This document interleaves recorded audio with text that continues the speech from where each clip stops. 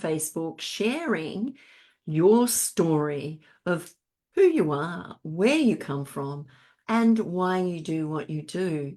But I was just having, this is a conversation with Faye.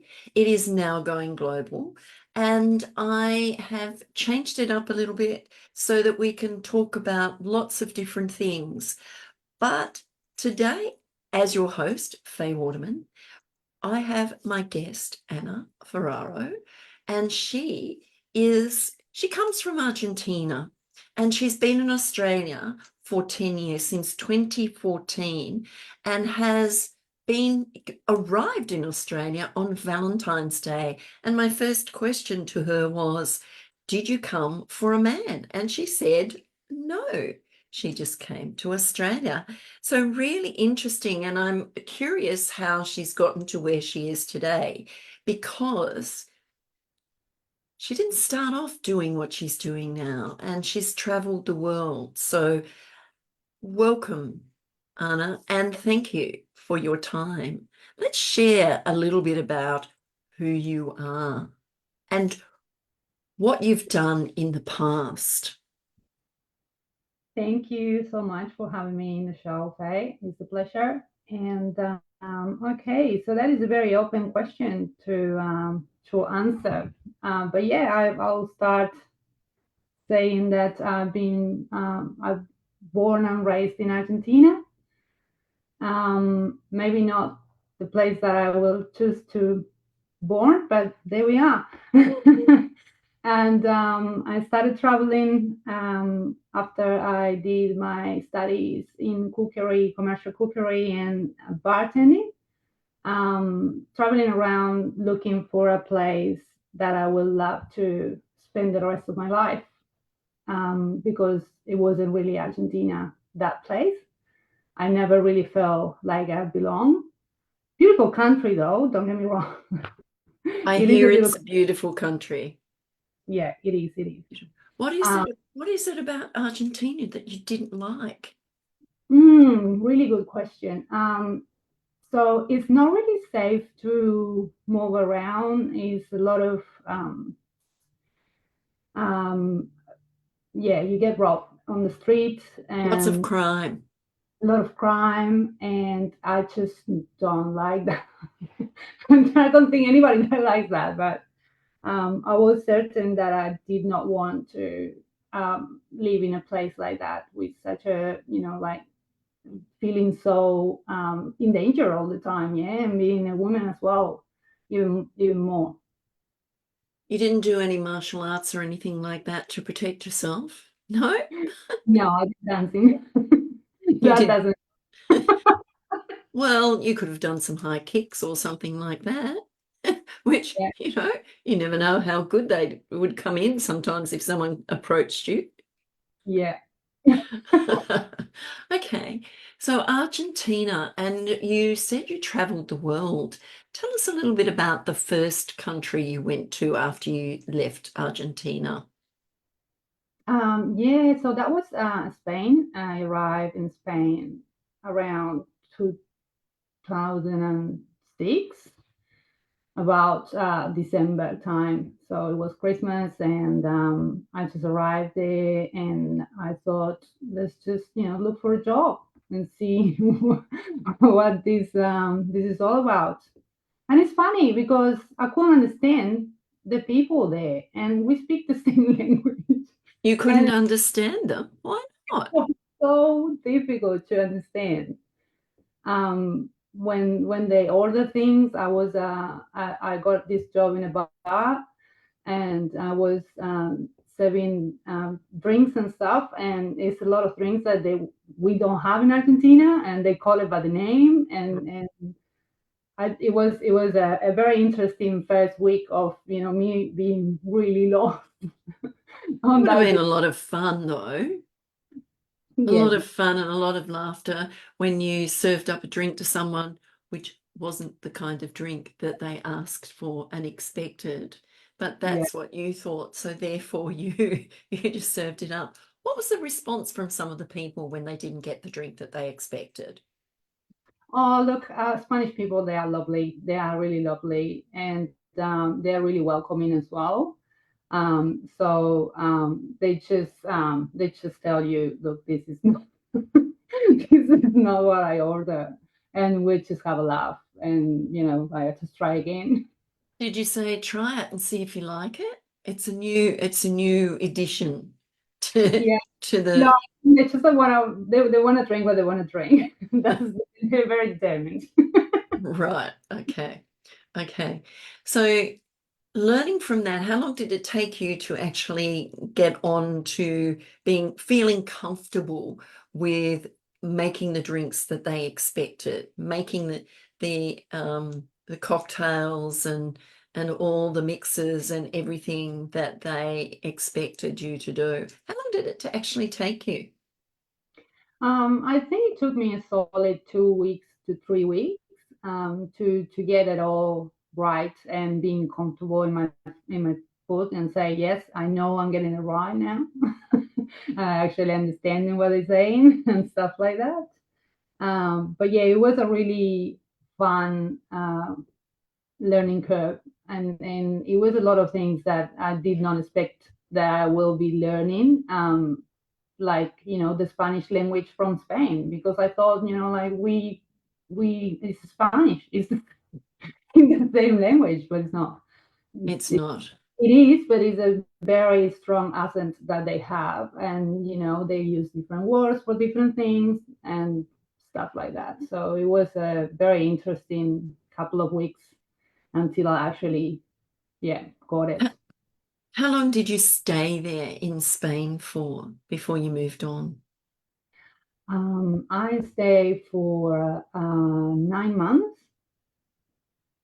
and then I came back. I went back to Argentina to settle the season, because I sort of I got to invited to go, because I knew people that they were in Argentina, that then they were in Spain, and they have other connections. And this friend of mine told me, "Oh, do you want to go and do some work in Menorca, which is one of the little islands in the Mediterranean Sea? Absolutely stunning place."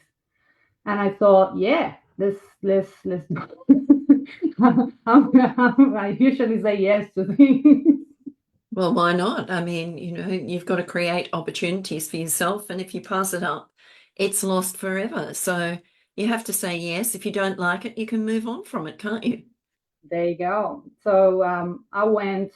So I was working. Then I changed work. So I was working in a shoe place A in shoe Madrid, place. yeah, selling shoes. Right. Okay. That's a new adventure again. A new adventure again. Okay. Yes. Tell us more.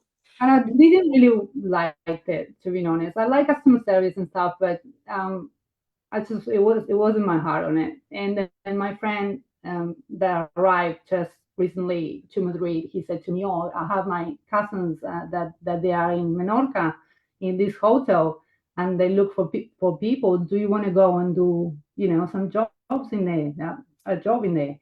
And I went like, "Yeah, perfect for summer season. Awesome. I'm in." So I resigned From the shoe store. from the shoe store. Did you sell many shoes? Not really. Okay. Okay.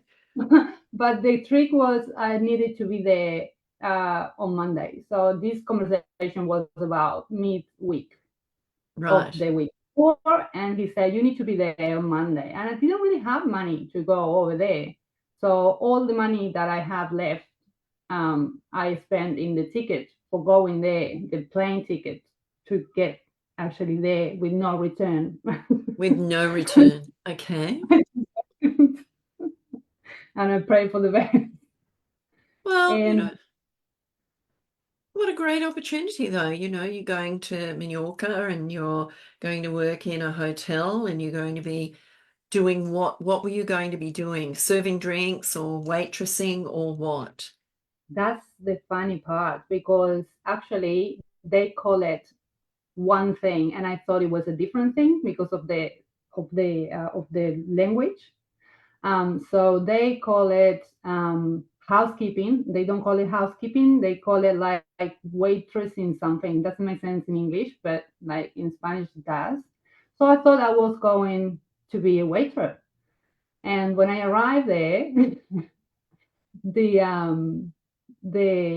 my boss said to me, "Oh, so here's the bucket, and here's the mop, and here's this and that. So let's go and do one of the rooms." I'm like, "Oh my god, I never did this before. I don't know how to do." Okay. Well, you have to be a fast learner. A And fast she, learner. she put me in one of the rooms, and she said, "Well, there you go. I come back in a little while." So I just went in and I did what I thought I had to do, and I did the bed, and I dusted around, and I did the floor and all the rest of it, and I was done in about, I don't know, 20 minutes, let's say. And then she comes back and she goes, "Are you done?" Like, I guess so. Did she inspect what you'd done? Yeah. So she started to like inspect all what I was what I done, and she was happy enough, but she understood that I did have no idea what What you were I, doing? it was good enough, but she said, "Okay, let me tell you all these things." So she was such a good boss. How long did you stay there for? I stayed for the whole summer season, so that was 6 months. 6 months. In 6 solid months, yeah. Mm. You would have met some really lovely people and made some nice friends and done all that in that time and met some incredible people from across the world. Yes, correct. A lot of German people coming for us as guests, and Spanish people as well. And but mainly it was a lot of Germans, and they are really clean. Let me tell you that much. Are they? So it was good. So they kept their places clean. Yeah. Okay, okay. So when you finished your 6 months there, where did you go? Because you had or have a diploma or a degree or whatever you call it in cooking.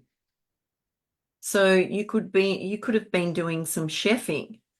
creating, Yes, correct. But no, the only stuff that they were looking for was for housekeeping. right? So it was a little bit of a challenge telling to my mom that I was housekeeping, because I don't know how you guys feel in here, but in Argentina, if sort of a cleaner, you're not really too into. But someone actually has to do the job, and the jobs have to be done well, particularly in the high end part of the market, you know. So you can't take it lightly. People pay big money to have these sorts of things done. So therefore, their expectation is you walk in and you have a chocolate on your pillow.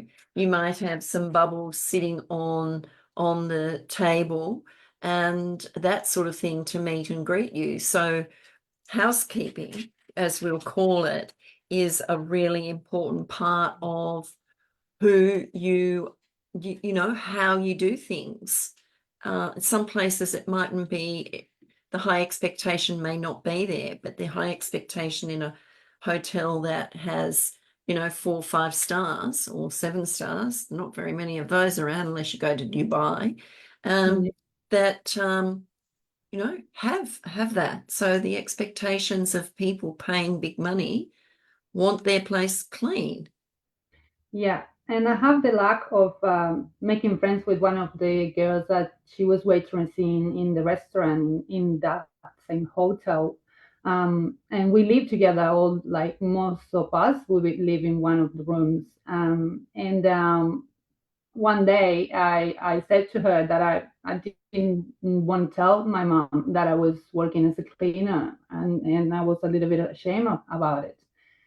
And she put me straight in line, and she said, "Look, like, what is it to be ashamed about? Like, what's the problem? Like, you need to be proud of what you do and own it, and like, it's not a problem. And it really, really changed my perspective in life. And I called my mom and I said, well, yeah, I'm doing this. And she said, well, I'm so proud of you. I'm happy that you are there, and you're working in this hotel. As soon as you're happy, then I'm always be proud of you. Not because what you do, but you are. Yeah. Yeah, yeah. So looking at it as in a different perspective. So it's really nice to be able to travel and experience different things along the way, because you learn so much from people, you learn so much from the skills that you build and skills that you can take on to other things. Did you ever get to do any cooking or anything like that with your study? Yes, I did. I did when I was in Malta. Okay. So where did you move to after you were a housekeeper? Um, so the season finished and we all wrap up, and it's one of those hotels that they don't do winter time. Oh, okay. So we all wrap up and go and see you next year. And so I went back straight back to Argentina because I wanted to spend Christmas time with my grandma, which used to be an amazing lady, but did not go into a plane ever in her life. Really? Wow. No. How old was she? She reached 90. She got up to 92, I will say, and unfortunately, COVID got her away. Mm. Well, she had a good innings, didn't she? Yeah, yeah, she was amazing. So I always go back and try to see her on Christmas time, because it was the time that for her was more, meaningful for Yeah, family time and stuff. yeah, yeah, absolutely. It is a time. I think we get lost in the feeling of Christmas, where it's all about presents and things like that, but it's not really. It's about sitting around the table. You don't need all the food that's prepared, but you sit around the table, you eat, you have conversations, you talk about, people, if family's been overseas or whatever, you have a conversation about all those different things. It's not about who bought the best present, how expensive it was, or anything like that, because that's just, it's lost. I don't know what to say there, but it's just lost. I Yeah, think Christmas needs to come back as Christmas and getting together as families and friends, and just not just sitting and having an amazing conversation with each other. yeah. Drop the phones and Oh look God. eyes and actually have a nice time and talk. Yeah, yeah, Just talk and have those conversations with the family and friends. yeah. So after you went back and spent Christmas with your family and your grandma, where did you go? Because you've traveled lots, haven't you? Yeah. Um, so I went back to try to get that housekeeping um, job again. So I arrived in Barcelona, where this amazing friend that she put me in line. She invited me and said, "Come and stay with me, and then from here you can go back to Menorca if you want to." So I went there and I stayed with her, and then the season wasn't as strong as the season of the other year. So I just end up staying in Barcelona, and I found a job in there in one of the iconic hotels. Is the one that is just across where the cathedral is, the Barcelona Cathedral in the old town, and it was amazing. So I just was waitressing in there. Had some fun? I had a lot of fun. That was great. Yeah. Met lots of great people. Yeah. How many times did you do that? How many times did you do housekeeping Um, along the way, along your travels? Yeah, I did housekeeping again in Malta as well. And what was that like? Similar to the others? No, it was with very poor tools, so I did not like it too much. What do you mean poor tools? um, you remember that mop? That it wasn't really a mop; it was just the stick and the cloth, and you actually need to the old school one, the really old school. I don't think they're around anymore. Those ones. So I you hope need to not. touch the thing with your hand, and it wasn't really gross around, and it was a little bit gross. Yeah, to be honest. But it is what it is. It is what it is, isn't it? So, how many countries did you actually go to before you came to Australia? Okay, so Spain and then Malta. I think if we go step by step, it's Malta, and then after Malta, I went to Mexico. In Mexico, then I went to New Zealand, and in New Zealand, then I went to Mexico again, and then I came to Australia. Was it? Yeah, I think. Okay. Okay. So, what made you come to Australia? What was it? What was the attraction to come to Australia? Yeah, great question. Well, it was the same that idea of seeking a better life from the very beginning. So I try different places, and it's funny because when I learn all the streets, I get bored and I don't like to stay anymore. And that was what happened. So I go city by city and I go like, oh, I know all the streets, I know all the people, I make friends. Well, it's time to move on. And then when I arrived to Melbourne, I just fell in love with the city so much. And I'm still 10 years later, I'm still in love with it. So, and I know all the streets. And when you know more than me, and I've lived here longer than you, so I know in what direction to go. Don't ask me the names of the streets. I'll know some of them, but I won't know them all. Okay. And just point me in the direction. Don't tell me north, south, east, or west, because that doesn't mean a thing to me. You Mm. just point me in the direction, say you need to go that way, or that way, or that way, or that way, and I can get there. I can find my way. But it's like I remember when I first moved to Melbourne, I got so lost all the time because I couldn't read the Melways. I didn't want to read the Melways. It was a map, and it didn't matter what way I looked at it. I could be going somewhere completely different to where I was supposed to be going, following this stupid map. And so I was so glad when GPS came in. I'm thinking, whoa, that saved me. Saved Thank me. God, yeah. Mm. But you're in Melbourne. What sort of job did you get first? Did you do waitressing or did you do house cleaning or what? Bartending, that's what I was doing. Yeah. Okay. And how's that? It's like hard work, isn't it? I love it though. I love it. Love it, love it, love it. I love have conversations with the people at the bar, and they're all happy because they're having the drinks and they're with friends and or waiting for the friends. So it's just a great environment to be around. It's a lot of fun. Yeah. Mm. You'd have some really interesting talks when they got a little bit tipsy, a little bit happy. Those conversations would have been interesting.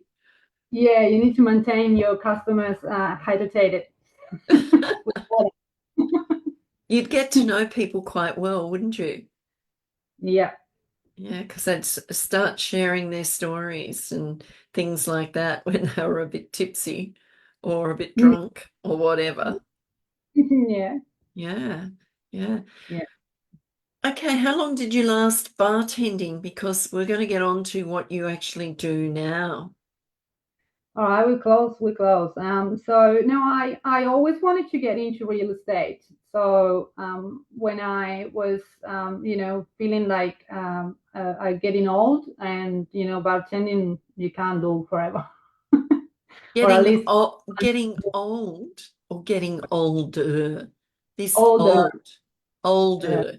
Mm, yeah, thank you for correcting me. getting old, please spare me. Mm, Yeah, no, yeah. So I started to feel it in my lower back, and I thought, well, maybe it's time to, like settle down on something that more office.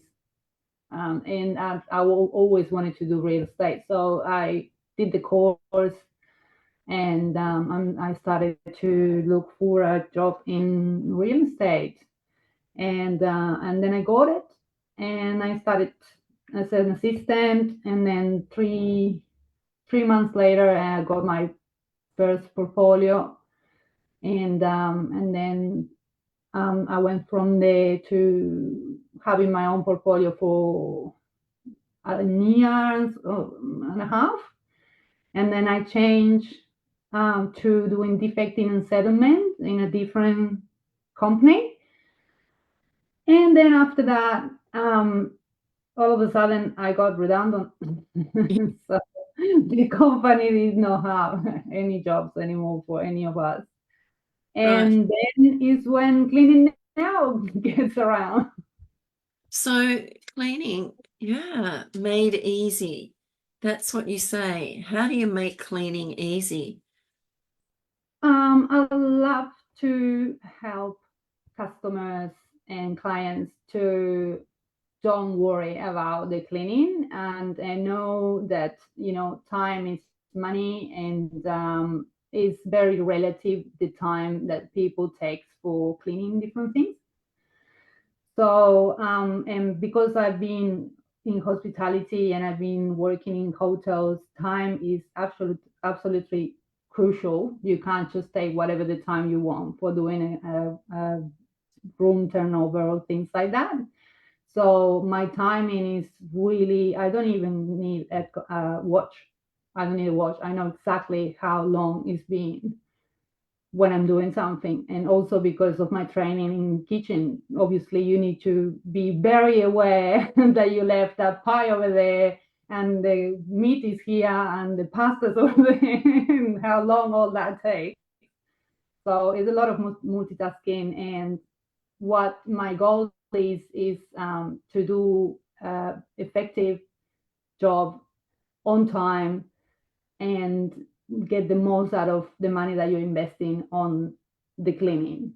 And that, if I get that done just like that, I think that's cleaning made easy.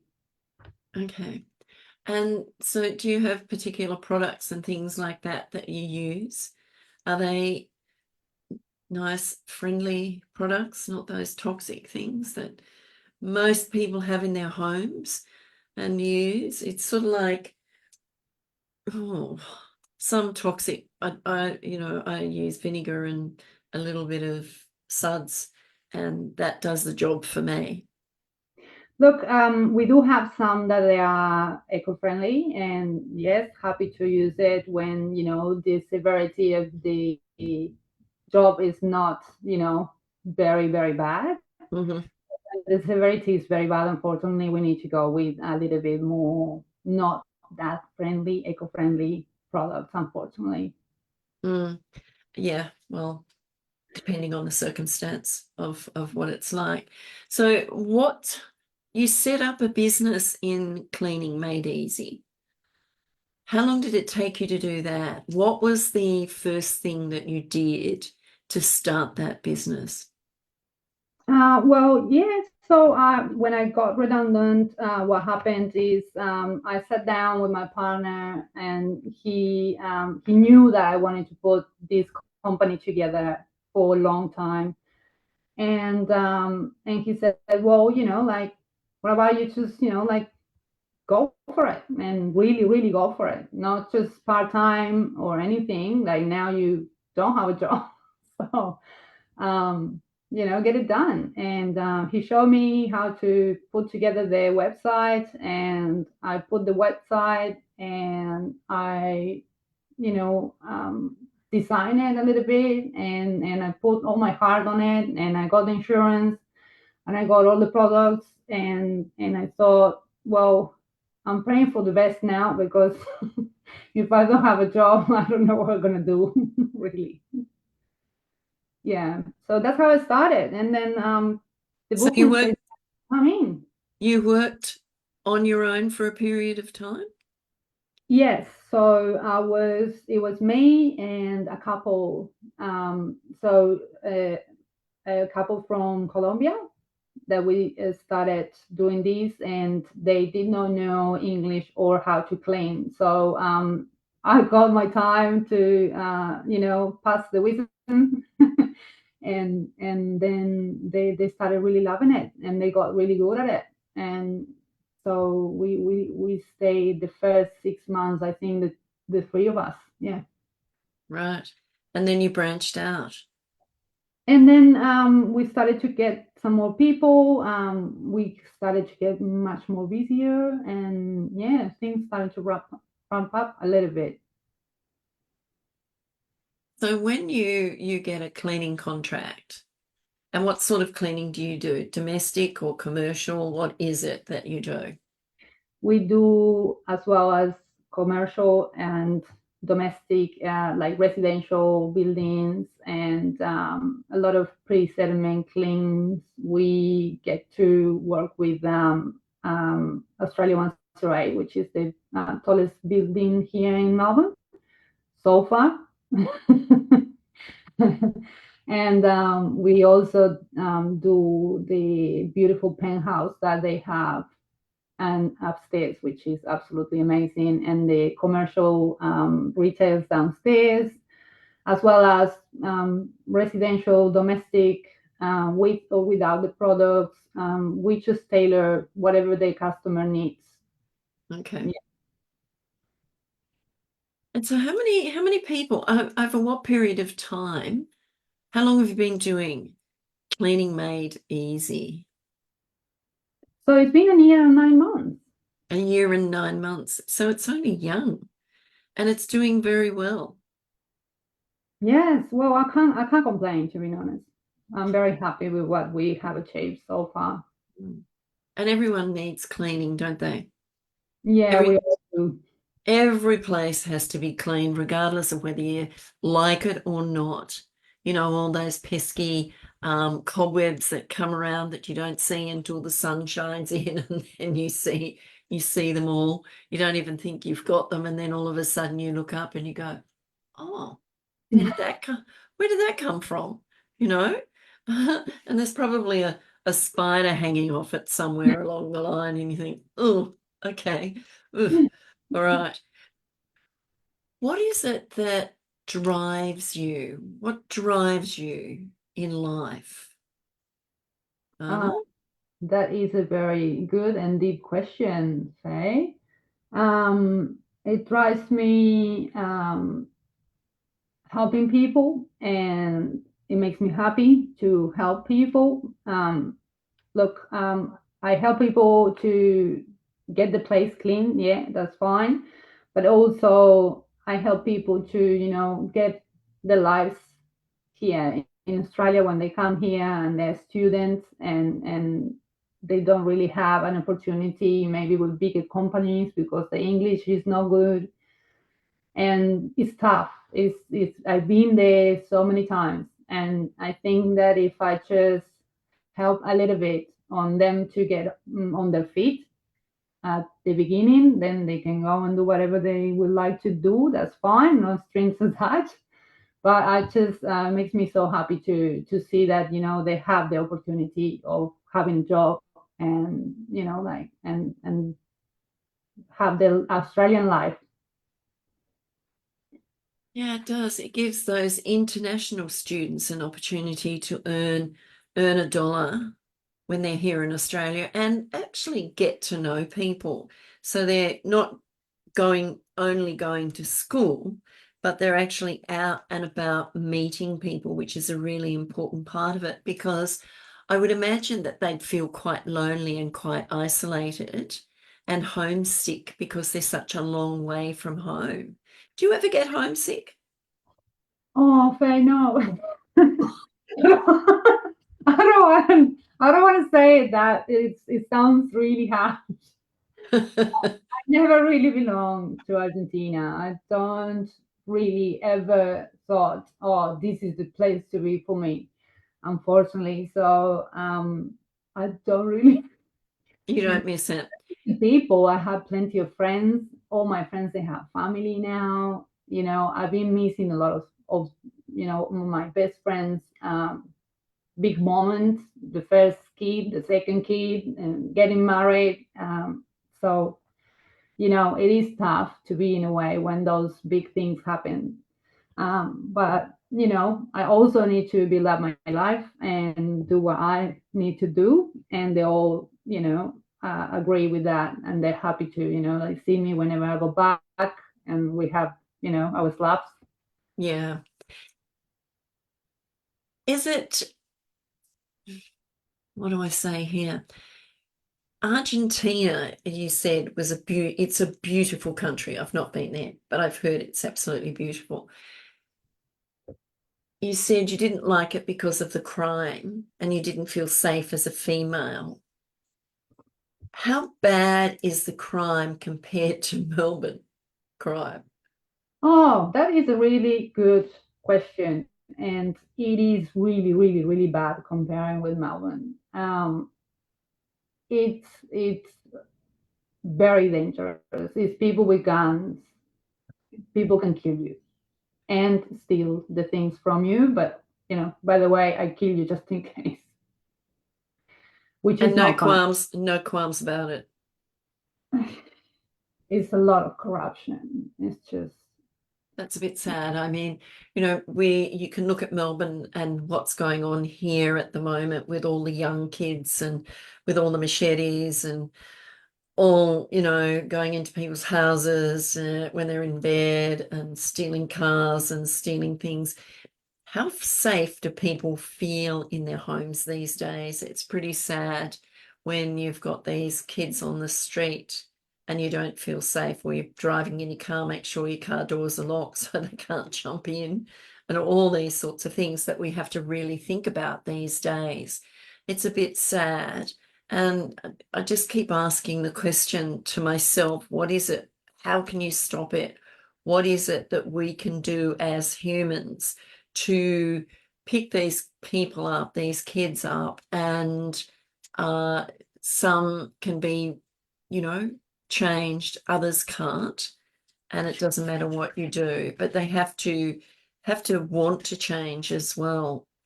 But moving on from that, here in Australia, how much of Australia have you actually seen? I've been in Perth. I've been in Sydney a few times. I've been in Brisbane, up to Noosa. And Noosa's nice. oh, Noosa is absolutely stunning. I love And it's warm, not like here, is it? it. Yeah, look at us. Oh, well, like on Saturday when we had the coldest day in what, 20 or 30 years or something like that. It was just ridiculous. It was like real winter, real winter. Yeah. When you started your business, how was it? What was it like for you to start a business and to where you are today? You've only been in it in a very short space of time. 18 months is a very short space of time. When you started, what sort of things you would have had to do the work yourself for a period of time, but then you would have brought in other people. How many people do you have working for you at the moment? We have about, altogether, we have about 12. 12. And how many jobs a day do each of these do? Do they go in groups of twos or threes or whatever? and do the same property, or do they go into individual ones and do them themselves?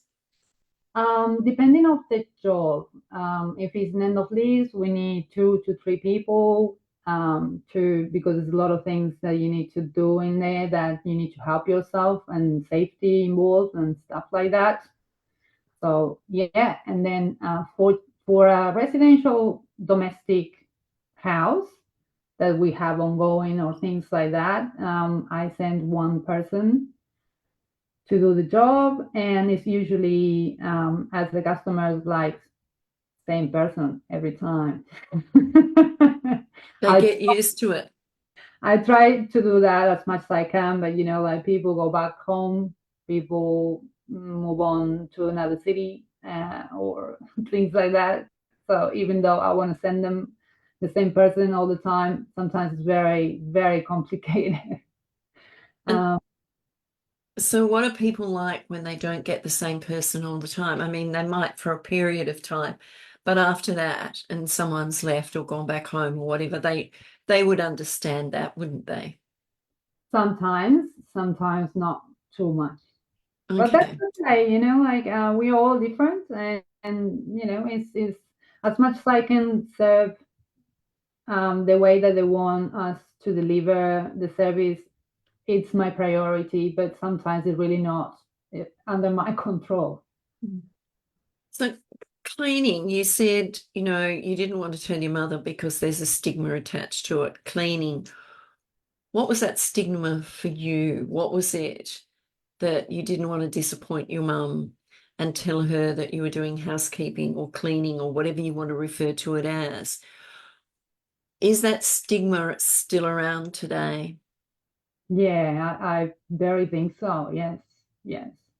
But Like what matter, but I know that in the culture in Latin America is strong. Yeah. but what about here in Australia? How I think strong? you guys are great with cleaners. I think you are like Australians are really welcoming and very respectful about it. I did not have that sense of like they looking down to us or anything like that. Like I did not have that. It's really good when that sort of thing happens, but you would come across some that, would look down on you because you're a cleaner. I always say every job has its skills. Doesn't matter whether you're picking rubbish off of the ground, you've got to be able to do it in a way that you don't injure yourself. And I would say cleaning is exactly the same way. The way you do it, how you get down on the floor or get up on something to wipe the cobwebs away or whatever it is that you do, there's a skill in it. What sort of skills do you look for when you're employing somebody? Time management. Time management, right? And that's a priority. Yes, And how do you very so. how do you find that out, because you could be interviewing somebody and they say, yes, I've got good time management, and they may not have. Can you instill that in them to understand that time is priority? Yes, yes, but until you don't get to see them in action, I don't think you can, see if you've been not really told the full truth Yeah. or Yeah. not. Yeah. But you can learn as well, like if they are good enough, then, time comes with experience and time management comes with experience. Like obviously you get to do a task, whatever task it is. When I started to be an assistant uh, property manager, I took a long time to deal with one thing, and then it was like very quickly, and you see that you grew in that role, and you can do things better after a little while. What was it like being in property management? Because I would imagine it's a pretty tough gig. Being, going out and checking the properties and making sure that they're being looked after and the people in them, you could get abuse from them. that sort of thing. Do you go in twos or do you go by yourself when you go and inspect a property? Oh no, I used to go by myself. Actually, I used to go by myself. Yeah, and it is. Look, if the tenant has been a little bit, like yelling at you or things like that, then maybe yes, you should bring someone else with you and don't face it, all by yourself. But I did not have like that, to get to that level, and it never got to that level, What sort of luckily. yeah, what sort of experience do you need to be a property manager? What sort of things do you have to understand? What type of people do you deal with? And that's a question that is quite very open-ended, because there'll be all types of people that you're dealing with, from nice people to not so nice people. And what is the response when you say, oh, we're coming for an inspection, et cetera, and you go into a place and some of them are spotless and others are, you wouldn't put your dog in them. Yeah, look, it's people from everywhere, literally from everywhere in the world, as this beautiful city hosts people from everywhere. And that's one of the things that I love about Melbourne, which is to be in such a multicultural city, and everybody lives in harmony with their own cultures and their own point of views about religion or whatever it is. And it's just amazing to see how that actually can happen so peacefully and nicely. So it's people from everywhere. And I do understand the concept because I'm not from here either. And in Argentina, you don't get routine inspections, for example. You don't get routine inspections. It's not such a thing. Really? So you don't go and inspect the place after 6 months or 12 months just to No, make sure it's still standing? still there. Property still there. What if it's not? If you ever discovered that the property has been so badly damaged that it's not inhabitable? Uh, my father used to have a property, and one of those times, it just got trashed, and you just need to deal with it. Good thing he was a lawyer, so he knew how to deal with that. Yeah, yeah. But so when I get, for example, when I used to go and visit for a routine inspection, and I know that the person is an Australian, and they are super stressed out on, oh, sorry for the mess, or sorry for sorry for everything. I always try to, like, um, calm them down and say, look, I'm just like you. It's fine. I know that this is not normal. People coming around and take pictures of every single room with your stuff on it. It's Yeah, really I find that really intrusive, taking photos of each room with people's things, personal things in it. It shouldn't be allowed. The things that you need to take photos of are, maybe the curtains or the floor coverings or the doors or whatever. But taking pictures of people's personal things it's not a good thing. yeah, and it is a challenge when you try and not to take those pictures and try to just get, a blank wall, or Mhm. this door, or because there's some people that they have a lot of things, Yeah. and some people that have not many things, so it's easier, and you can take the pictures without being so invasive. But yeah, at the end of the day, it's a job that we need to do. So I just try to make sure that they don't feel that bad and that stress, because I know that it stresses a lot. People get so stressed with routine inspections. What's the purpose of taking photos? Why not just document it? What's the Yeah, purpose of having a photo? This is interesting, actually. Hmm. it's interesting. To be honest, then you have a proof, a visual proof that actually was what you said that it was. Yeah. Just your word is actually in there. You can But see it. yeah. But if, you know, if you saw any damage or anything like that, you could take photos of that. But taking photos of rooms with people's personal things in it, I find really, really quite invasive. I've had conversations with people, you know, you take photos, but don't take photos of my personal stuff Yeah, because it's none of their business. agree. Yeah. Yeah. So with that, did you get any lots of backlash, or did you just, you know, go in, do your stuff and get out as quick as you could?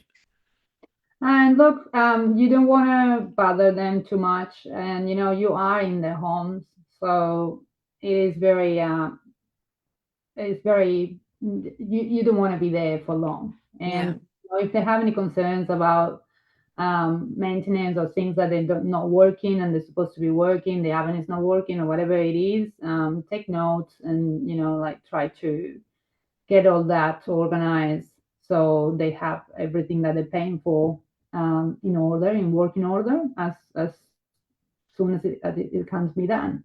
Yeah. Yeah. It's interesting, isn't it? So the experience of that, what did you learn from doing that kind of work? What was it that you can take on to other things that you do, or what you're doing actually now? Because you're going into people's homes, you're going into people's businesses, you're going into, you know, hotels and things like this. So what is it that you've learnt from property management and going into cleaning made easy? Excellent question. And one of my mentors, Reagan, when I was in my first role as an assistant, she said the first day, never take anything personal. That's the first tip that she gave me. Mm. And she was so right. So right. Because we tend to take everything really personal, and we don't tend to understand where the other person's coming from when they're telling you whatever they're telling you, So you which have is to learn to listen.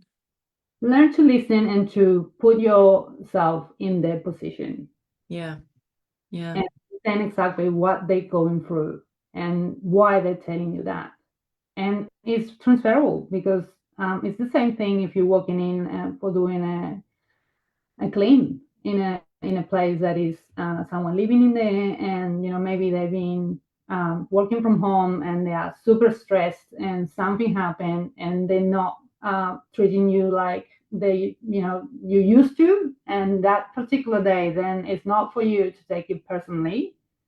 It's for you to actually stop for a second, think of what's happening, and get it from what it is, and put that barrier of saying, okay, like it's nothing, has nothing to do with me, is just a situation. So how can I help this person to like turn it around, and can I help you with anything? Can I I don't know, I just start over there instead of here, or do you want me to come back another day, or whatever it is that you can help out, rather yeah, than worse. yeah. Get under their feet. What else did you learn from that? And being patient, a lot of patience, which human beings, we're not really good at that, I don't think. Mm. So when you say patience, a lot of patience, what do you actually mean by a lot of patience? Patient on everything. Patience is just takes you a long way. You just sometimes when you're speaking with someone, you're just replying straight away, and you're not taking patiently the time to listen, understand what they're trying to tell you or trying to come across, and then help out and reply back with whatever it is they need to say. And patient on people not showing up on time, patient on people. And there So, could be lots of reasons for people not showing up on time. I mean, when you live in big cities and you've got to travel from one place to another, there's lots of things that can contribute to you being late for a job or something like that. So is there a process for you to let your client know that that person's going to be late because of, there may have been an accident, so you can't get through the roads or whatever. There was something I think it was in Sydney, and there were 12 miles or 12 kilometers of backup of traffic the other day. So people could get to work very, very late. So there's an understanding there. I mean, you could have a flat tire, you could, have an accident. There's all sorts of things that can go wrong. So the people that your clients, you just explain to them, as long as they understand, that's fine with them. What other things did you learn from being a property manager? Because you've said patience, really understanding and listening to people, because that's one of the first things. I think what we've lost in life is that real conversation where we listen to understand, not listen to respond, if that makes sense. Yeah, yeah. And I will say this one, push through, push through the day. Just get the things done, the things that you can control, and do them now.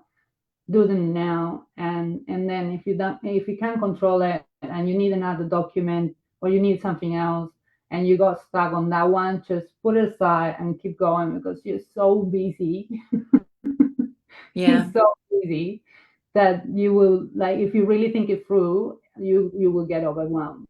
So just push through, and you will get it. You will get it done.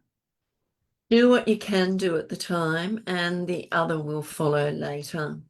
And if it can't be done when it's supposed to be done, there's always another day, isn't Yes. there? All right. What do you learn every day from what you do? What is it that you learn both personally and in business? One of each. What do you learn? I will think that I learn to be grateful on whatever is happening. I just take the things that, if they are here, are for a reason, and I need to find out what is that reason. Why is this happening? Whatever it is, I can have the connotation of saying, "Oh, this is not good," or "It is not good." Um, but it doesn't mean that it's gonna end up harming me or the company or whatever it is. It might be there for me to understand something else, and then put together all that and learn something out of it, while solving the problem that it can, or the issue, or whatever it was. Did that make sense? Yeah, yeah. And that brings into it patience. As well. Yeah. Yeah, the patience, you have to be patient, because not everything goes to plan, does it? You have, Yeah. And look, I think it's just, we as humans, I think we just, like, tell off ourselves a lot, and we don't celebrate the little wins, or we don't, or we just oversee them a lot of times. And I think it shouldn't be like that. We Every day is something new to learn, and every day is something that you can smile for, and something that you be grateful for. So if you don't find that in an everyday time, I think you should be doing a little bit of work. it's interesting, isn't it, that we need to be grateful, and for the small things, and also recognize the small things that have gone well, even if there's a big thing that hasn't gone the way it's supposed to. What did go well? What didn't go well? What are you grateful for? You're safe, you're healthy, you're happy, all those sorts of things. It's like you can ponder over things and create a huge story out of something that is absolutely nothing. And the stories that we tell ourselves in our heads is not true anyway, because we create, we tend to create things. Our imagination runs wild and we create things that aren't even there. And the story gets bigger and bigger. It's a bit like Chinese whispers when you tell someone something and you're going around the room and it comes right back to you and you think, I didn't say that. I, Yeah, I didn't say that at all, you know? So that was started. it's how people interpret things. I mean, they'll know you and they'll interpret you in a different way to you interpreting you. So they'll see you in a different way to the way you see yourself. And I find that really quite fascinating when you see yourself as something or someone, and someone else sees you as something different. And if you ask them the question, how do you perceive me? What do you see me as? And they'll tell you. And it's like, wow, really? I never expected that. It's really quite interesting when you ask people, what is it that you see in me? And is it something that they see in themselves that they don't like? Is it something that they see in themselves that they do like?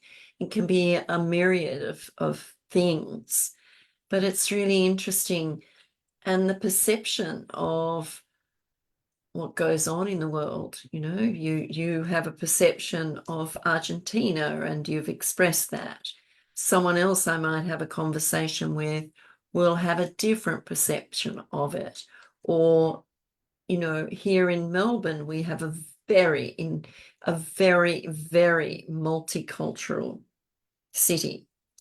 And I think we need to learn to respect each other, not push what, your culture is onto somebody else and expect them to take it on, but have a respect. You practice yours, we'll practice ours. We can understand them and do that sort of thing, but we don't have to be pressured into doing what they expect you to do. It needs not to be like that. But sometimes the expectations of people is so different. Yes, I agree, and that's why I love cultures. I love to go to a place and experience the culture, and not just be there for a week of holidays. That's not culture. You will never know what the culture of the place they've been in 1 week is. Oh, no, no. I always say that for getting a minimum understanding of the culture of the place, you have to be in that place for at least 3 months, at least, to Yeah. study, understanding really what is it about. And that's one thing that I got from Spanish people, that they are absolutely, they just don't care. They don't have all these extra um, predetermined things like we have in Latin America, like being a cleaner. I need to be ashamed. They go like, "What do you mean? Like, what would you ever be ashamed to being a cleaner? What's the problem with that?" And they do that as well when they just go to the beach and take all off, and they just don't care. Am I fat? Am I slim? Am I whatever it is, they have been is peace with themselves. They accept themselves, and like over there is a lot of people that they just nude beaches, yeah. Like it's really common over there. And from coming from Latin America, it's not common. We don't do. You don't And do when that. I no, because it's for us is like well, is a lot of things going on, but like Spanish people, they just accept themselves, and everything is like smooth, and they don't point fingers, or they don't judge. They just don't judge, and that culture is really different than the where I just came It's from. So I really found it fascinating. a respect that they have for themselves. Yeah. Yeah. I mean, there are nude beaches here in Australia. I don't know where they are, half of them, but there's not that many. And it is scorned upon, you know, oh, you can't be naked. I mean, I see some young kids walking around when it's freezing cold and they've got a singlet top on or an off the shoulder top and they're walking around the freezing cold and I'm all rugged up. I'm thinking, oh, you don't feel the cold or you just go and stay freezing. I'm thinking, thank you. No, thank you. I just want to be warm. But it's a perception that we have of different cultures and the way I think we need to allow ourselves to understand more the different cultures and the way they live. And they need to understand the way we Australians live as well, because it's our country. It's a beautiful country. It's a big country, very uninhabited in lots of areas. There's lots and lots of space out there, like in the center of Australia, where there's desert and things that nobody lives, or there might be a few people that might live in certain parts of it. But it is a beautiful country. And I think over COVID or over the pandemic, I think more people got to see their own country instead of traveling out of the country and visiting other countries. I think we learn to have a better appreciation for what we actually have on our back doorstep. Which is a lot. Oh, A lot huge. is is and the culture is amazing. That's another thing that I fell in love with. Like Australians in South, like you guys are just amazing. It's a great culture. You never feel that you don't belong. So it's such a huge thing to say that I feel that I belong. It's Mm, not like it's not the country where I'm born. It's not the country where I got raised. Didn't do schooling here, or I studied, but didn't do schooling here or kindergarten. And I do feel that I 100% belong. And mm. that's because of you, the people. And you've been here 10 years and you feel like that. That's amazing, isn't it? That you can feel that comfortable in a country that isn't your own, really, but it is your own now. You've been here long enough. 10 years is a good time. And I'm a proud Australian citizen. There you go. Wow. Yeah, an Australian citizen now. How long have you been an Australian citizen? I think I'm hitting the 2 years now. How long does it take when you come from a different country to become an Australian citizen? Because I don't know. So you go for an absolutely beautiful ceremony, which I couldn't stop crying the whole time.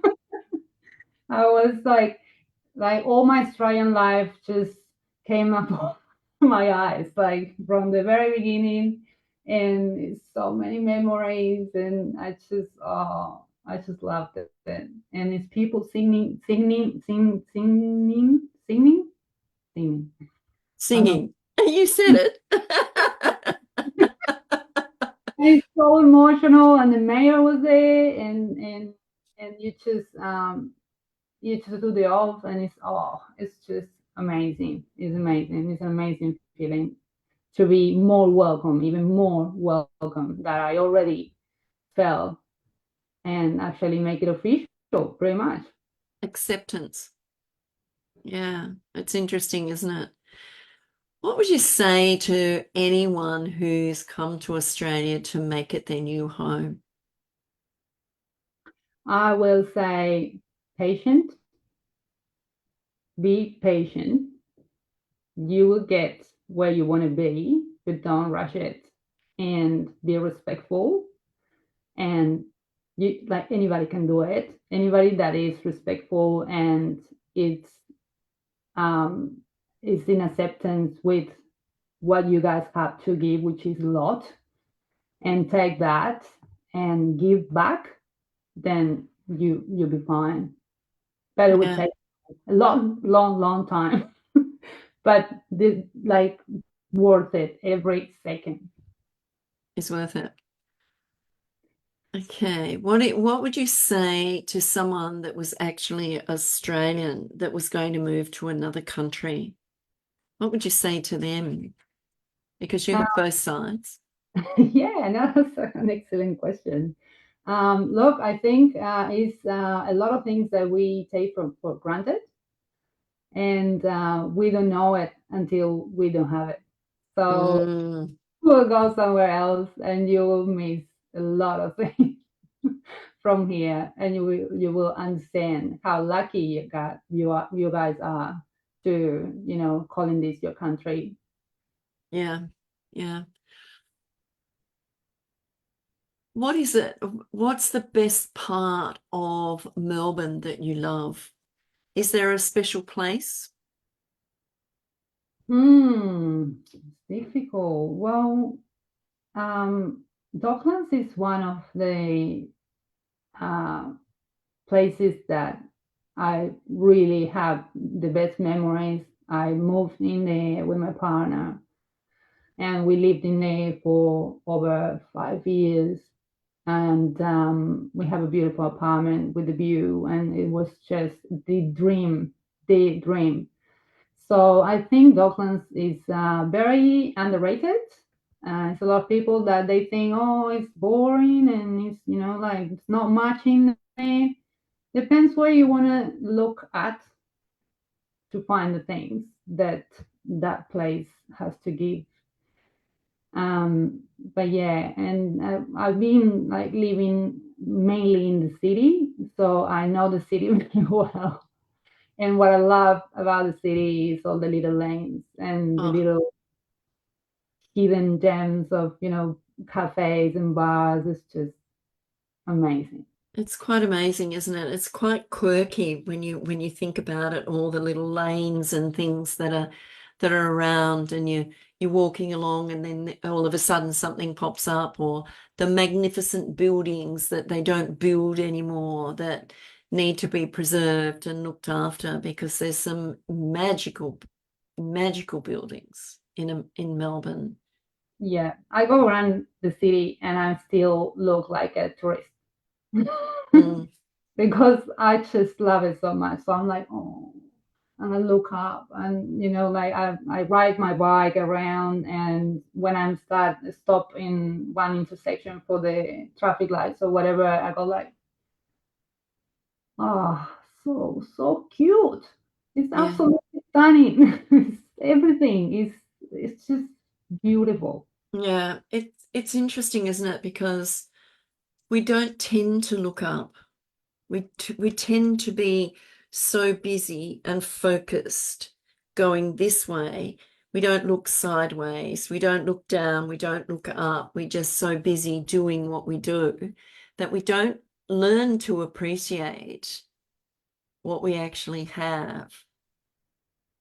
Yeah. Yes, and it is magical, isn't it? And I mean, it's a city of I will say lights, the art museum, all the National Gallery, the all the little theatres that are around in the little quirky spots that sometimes you don't even know they're there, and you stumble upon them, and you go in and they're so quirky and amazing. They hold little theatre projects in there, and you go and you sit and you watch these people that are passionate about their craft, and you sit there and watch them and have an appreciation for them, but you also look at the surroundings of what's inside that building. And Oh, some of them are just, they're so quirky and fabulous. Yeah, absolutely. Oh, Love yeah. it. And I Yes, love the fact that you go around and people smile at you. It's just amazing. I love it. It doesn't happen in all the countries, okay? That's why I'm pointing that out. And it's just beautiful to go mm, around. And I go around and I take my dog out, and you just go past people that you don't know, and like you get a smile for free. That's something that I don't change for anything. and that can make somebody's day, can't it? A smile, because you never know what's going on inside somebody and what they're dealing with and all the rest of it. So you to make them smile and to bring that smile to your face, it adds something. Even if you're happy, it adds something, and it's another level of something to you and your day when you smile at somebody and they smile back at you. And there's Yeah, sometimes you walk along, when I go walking and I say good morning to somebody and they go like this, and you think, oh, did they speak to me? Yes, they did, you know. But it's really nice because it gives someone who doesn't have something, have what you have, a lovely day. yeah. And it's funny because you might think, oh, I'm not gonna say good morning to everybody on my way to work or something like that. But you know what? I tried it a lot of times. And it's amazing the response that you get. Like barely one person ends up not saying back good morning. All the rest, they get surprised and they get with a smile this big and they go like, good morning. It's so, Because they're so shocked. Someone yeah, said something to me, oops, yeah, and but you've got to, they're happy about it. They're happy, yeah, and you can tell that you just broke whatever the train of thought that they were having, and maybe it was like all those things that you don't want to really think about in the morning or at all, yeah, and true. then change your perspective. I think it's just so. Yeah, it's wonderful, isn't it? What are three things that you would say to people here in Melbourne about the city itself? The city itself. Uh, what do you mean, the city itself? What to look at? What is it that you see that you think a lot of people don't see? Right. I think to look around. Okay, one thing that you should do is just walk until you don't know where you are. As long as you can get back to where you need to go to. Get make sure you have battery in your phone. But just walk, walk, walk, walk, walk until you don't realize where you are, and that is amazing because the birds in here they are absolutely stunning, and they smell like um, all the beautiful plants. And my favorite plant is jasmine. And here in Port Melbourne, where I'm staying now, is full of jasmine everywhere. And you just go out, and it's it's just perfection, really. Just the aroma in on the streets. Smell the city, smell what is around. Maybe not so much in the CBD, don't smell that, but Yeah, yeah, true, live it true. out. I live it out. The suburbs around, um, and just get lost and get into this cafe because you like the look of it, or get to this bar in here and go in by yourself, and always someone will ask you, "Hey, how are you? Where are you from?" Always. Always. It's not once that you're not gonna get someone to talk to you if you are by yourself in a bar or in a cafe. Okay. And what's one thing that you tell yourself about living here in Australia? I tell myself that I'm so lucky. to find the place where I belong and I have the opportunity to actually be citizen of this country and being here as long as I want and enjoying the people and enjoying the place. It's just it is I'm living in a dream pretty much. I want to say thank you, Ana, for spending time with me and having a conversation and sharing parts of your life and experiences that you've had. What's one thing you would say to people about travel? Oh, do it. Do it. Don't think about it. Do it. Don't Mm. plan it. The least that you plan it, the best is going to come out. And it's scary, yeah. And it's crazy, yeah. But you will meet amazing people that the universe is going to put in there for you. You're going to have amazing experiences that it will remain in your brain forever and see as if it was 10 minutes ago. And those things, you don't find them in a book or in a university or anywhere. So it's worth to invest the money to go out and see other things, see other cities, meet with other people, put yourself out there, talk with everybody just because. Because you can. Because you can, and enjoy it because it is the university that doesn't really, exist. You just need to go and do it. And learn. Well, I want to say thank you, Ana, for spending time with me and sharing. I'm Faye Waterman. This has been a conversation with Faye. And what I've learned from Ana is that she moved from Argentina. She's been here in Australia for 10 years, is now a citizen of Australia, and was absolutely proud to become a citizen of Australia. She has a business called Cleaning Makes Made Easy, and she learnt that you never be ashamed of what you choose to do in life. Be proud of what you do and how you do it. And it doesn't matter what other people think. It's about how you think about who you are and what you do. So I'm Faye Waterman. We'll be back next week with another conversation. Thank you for listening. And if you know anyone or you have a story that you would like to share, please message me on Facebook and we can get together and have a conversation about what you can do. Thank you for now and bye.